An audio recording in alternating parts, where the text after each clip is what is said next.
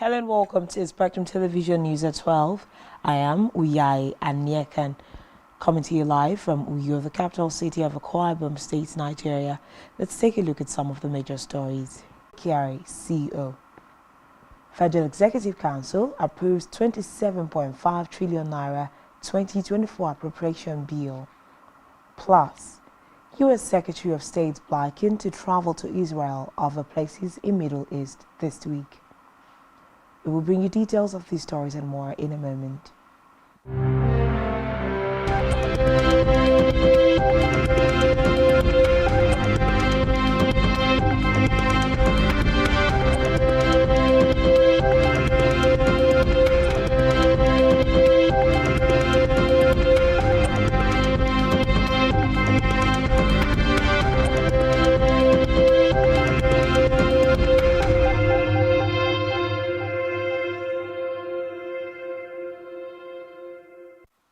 Good afternoon and thanks for joining us. News this afternoon with Nigeria's leader, President Bola Tinubu, who has appointed Pius Akinlere as the non-executive board chairman of the Nigerian National Petroleum Company Limited, NNPCL, and also retained Mele Kyari as the organization's group chief executive officer, GCEO.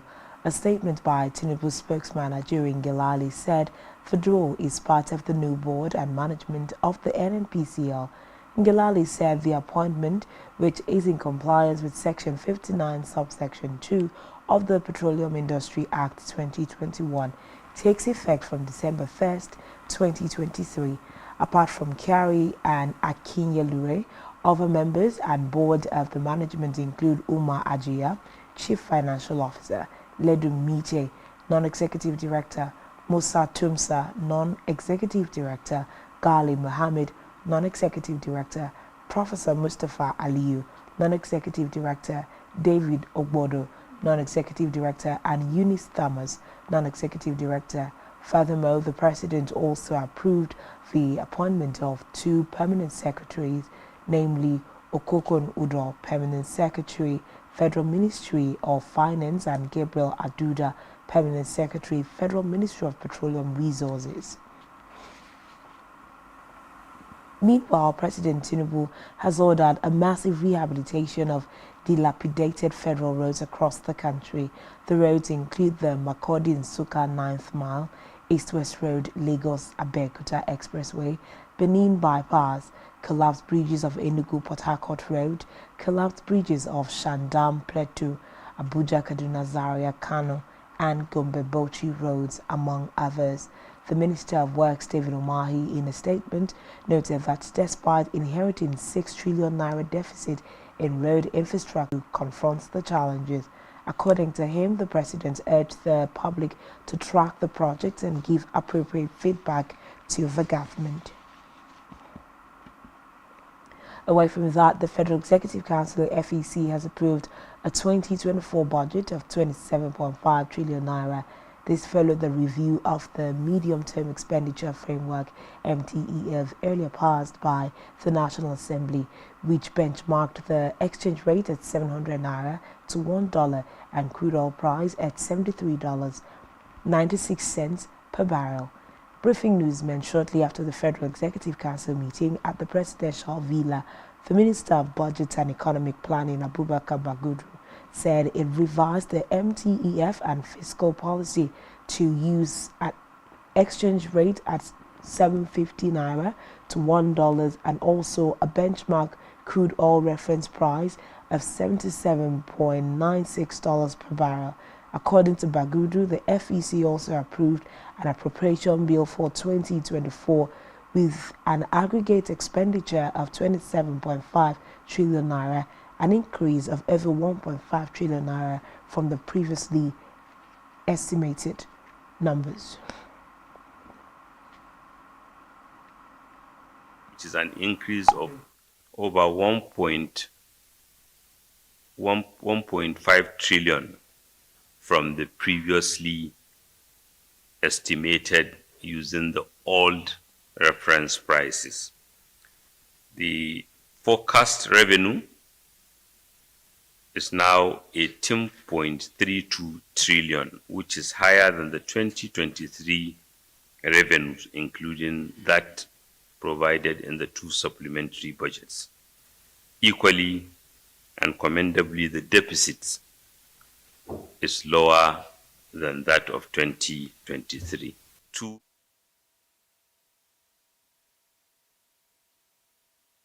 In the meantime, the federal government, through the Minister of Power, Adebayo Adelabu, has revealed how it intends to tackle the electricity issues bedeviling the country.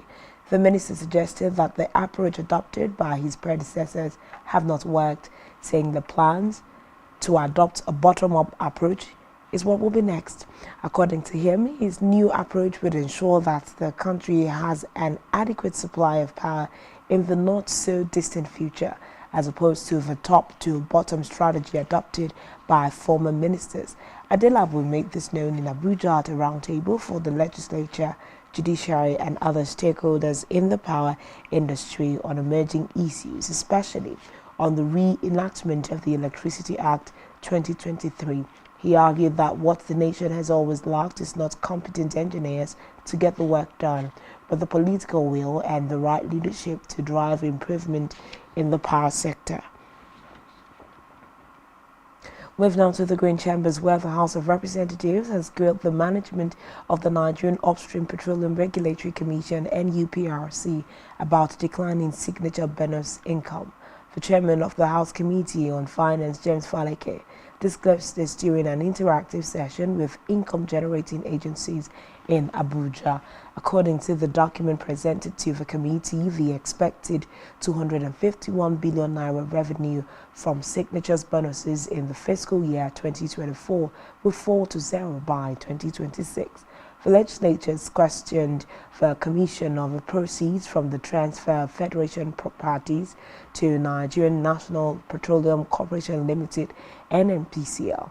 The commission is scheduled to provide information on its engagement in signature bonuses, as well as steps put in place to increase the monetization of the country's oil assets. Meanwhile, the House of Representatives Public Accounts Committee has kicked off a full-scale probe into the alleged mismanagement of COVID-19 intervention funds by ministries, departments and agencies of government (MDAs). Addressing the opening session, the chairman of the committee, Bamidele Salam, warned MDAs that the committee would not listen to pleas for an extension of time. The lawmaker charged the Office of the Accountant General of the Federation to make available relevant and competent personnel to assist the committee in delivering on its assignment. Recall that the member of the House of Representatives Miapa Zakari had in October moved the motion for the probe of MDAs, accusing them of mismanaging funds totaling 183.9 billion naira meant to address COVID-19 pandemic from 2020 to 2023. In the meantime, the House of Representatives has also threatened to hand over management of the Nigeria Civil Aviation Authority (NCAA) to the Economic and Financial Crimes Commission (EFCC) over the alleged missing of 43 billion naira. The chairman of the House Committee on Finance, James Faleke, issued the notification in Abuja during an interactive session with revenue-generating agencies. According to the records given to the committee, the NCAA declared 12.7 billion naira in revenue from the share of gross revenue allotted to industry regulating organizations. The legislator, however, stated that the amount was less than the NCAA's projected gross revenue share of 66 billion naira realized from both domestic and international travel revenues in 2022. In a separate development, the Economic and Financial Crimes Commission (EFCC) has warned Nigerians to be alert against ATM switch scammers, saying the commission has received a flood of complaints about the crime. The EFCC's head of media and publicity, Dele Oyewale, gave the recommendation in a statement. Oyewale stated that the Commission's investigations have linked unauthorized withdrawals from clients' bank accounts to ATM debit card switching or fraud. He added that the crooks' method entailed keeping a debit card from the same bank and switching it in the guise of assisting a bewildered bank customer at any ATM. We move now to Africa, where Uganda's finance ministry has announced plans to borrow a $150 million loan from China's Exim Bank to develop the country's internet infrastructure. Uganda's ICT minister and junior finance minister presented the proposal to the Parliamentary Committee, on National Economy. The move highlights Uganda's growing reliance on China for funding after the World Bank suspended funding in August due to Uganda's adoption of a contentious anti-homosexuality law. The country is also in talks with Chinese Export Credit Agency for a loan to help fund a $5 billion pipeline through which Uganda plans to export crude oil to Tanzania. Still in Africa, Niger's military junta has overturned an anti-migration law that criminalized the transportation of migrants through the country. The junta announced the repeal of the law in a statement, noting that the junta leader, General Abdurrahman Tichiani, had signed a decree revoking it. Reports say the law was introduced in 2015 with the European Union backing to help reduce the flow of West Africans to Europe. On the foreign scene, U.S. Secretary of State Anthony Blinken's trip to NATO headquarters this week is reportedly to include additional stops in the Middle East. The United States Department said after Brussels, Secretary Blinken will travel to Israel, the West Bank, and Dubai. According to the department, during the various meetings, Blinken will stress the need to sustain the increased flow of humanitarian assistance to Gaza, secure the release of all hostages, and improve protection for civilians in Gaza. He will also talk with leaders about the future of Gaza and the need to establish an independent Palestinian state.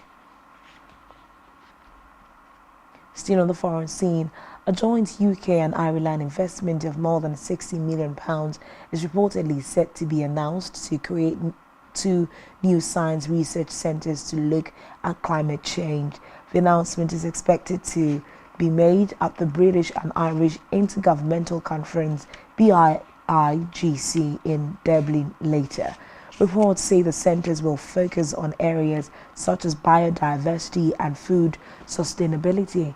According to the reports, the announcement will be made by the Irish and UK science ministers Simon Harris and Michelle Donelan, as well as Katrina Godfrey, the civil servant in charge of Northern Ireland's Department of Agriculture, Environment and Rural Affairs.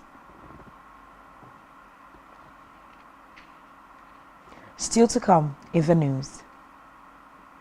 Willian penalty for Fulham sings Wolves amid VAR controversy. Stay tuned for details of this and more after this time out.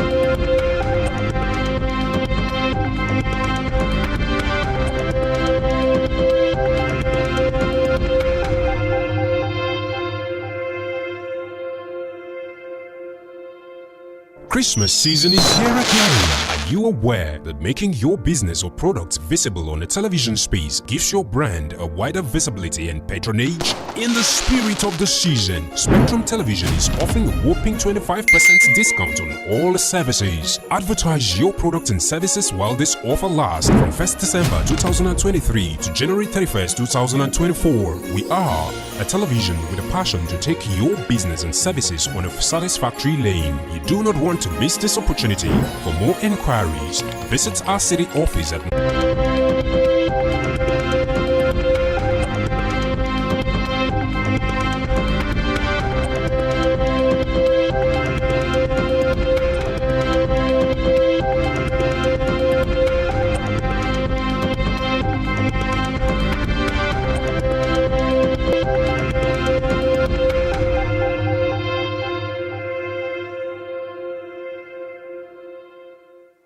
Thanks for staying tuned in. Now to the rest of the news stories.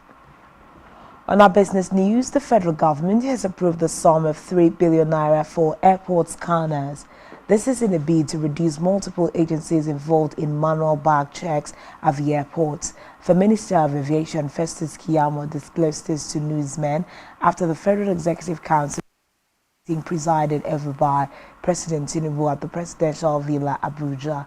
He said the proposed solution involves the supply and installation of state-of-the-art customized explosive and narcotic detection screening systems.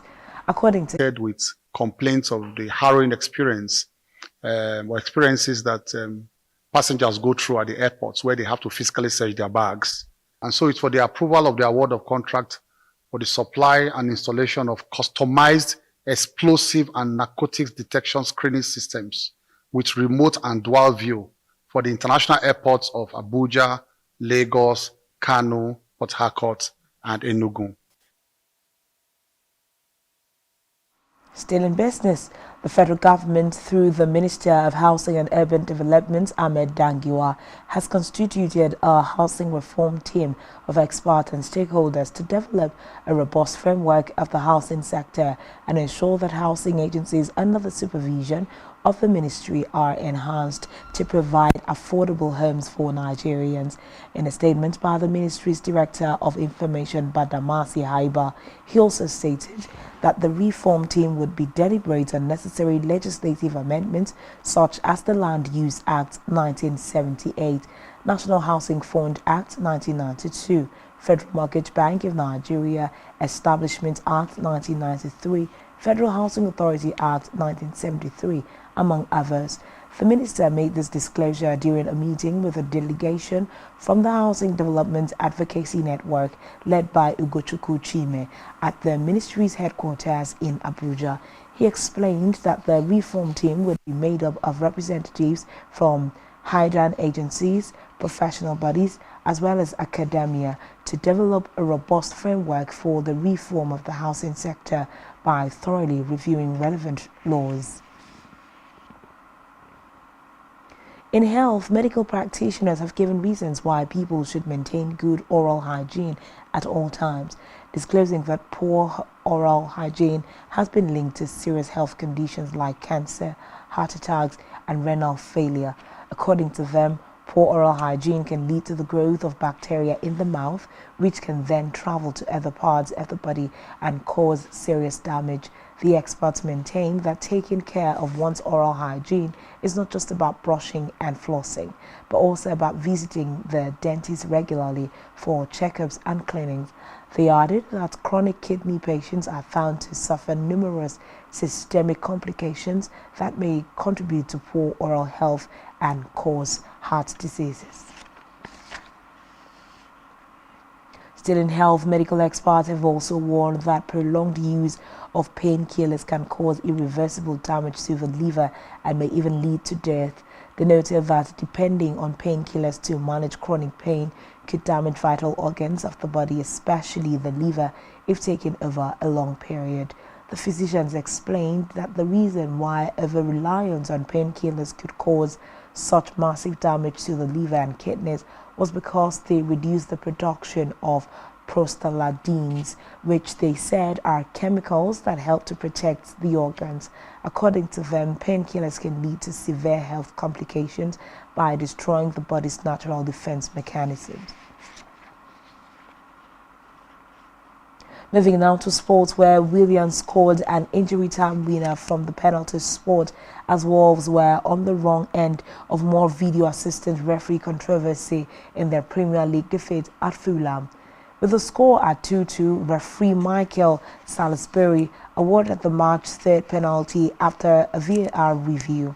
Salisbury had initially waived play on after Harry Wilson and Joe Gomez came together in the box, but overturned his call after the VAR advised him to look at the pitch side monitor.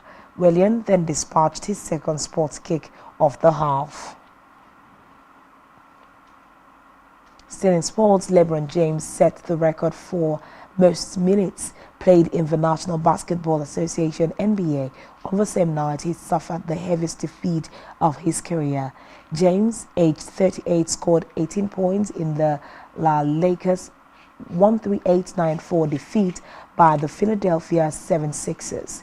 He surpassed Kareem Abdul-Jabbar's league record of 66.297 minutes during the first quarter of the game. James also surpassed Abdul-Jabbar's tally of 38,387 points in February to become the division's leading scorer. The margin of victory surpasses the 42 points that separated Lakers and the Indiana Pacers in 2019, which was previously the heaviest defeat of James's 21-year NBA career. On our entertainment news, Atlanta rapper Young Thug's racketeering trial has begun, with Georgia prosecutors accusing him of being a gang leader in charge of a Wolf Park. The rapper, born Jeffrey Williams, is accused of co-founding a violent street gang in his hometown. The prosecutors are allegedly using the critically acclaimed performer's own lyrics as evidence against him. The rapper is accused of racketeering, the same charge facing former U.S. President Donald Trump in the state. Still on entertainment, Nollywood veteran Amechi Munuago has been reportedly under hospital care for kidney disease, stroke and diabetes. According to the